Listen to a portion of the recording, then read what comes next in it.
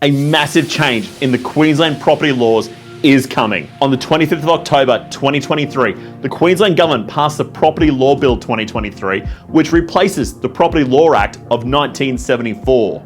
The Act introduces a raft of changes to property law in Queensland that will impact property transactions, including the sale and leasing of residential property. One of the most significant changes is the introduction of a mandatory seller's disclosure regime.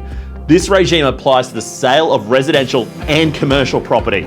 Now, the regime will come into effect upon proclamation, which we don't expect to happen for several months, but we found it's best to know all the information now. Now, the seller's disclosure will require a seller to provide a disclosure statement and prescribe certificates to prospective buyer before a contract can be signed by that buyer.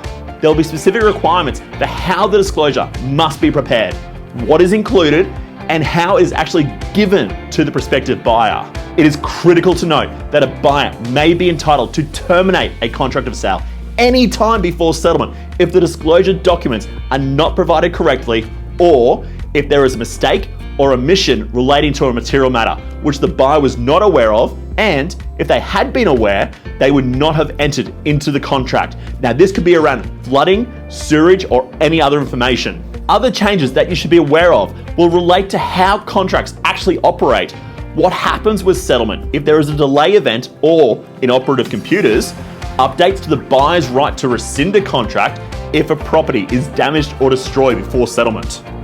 Now, if you'd like to be kept informed of these changes and to receive the information pack when I receive them, send me a message, I'll keep you in the loop.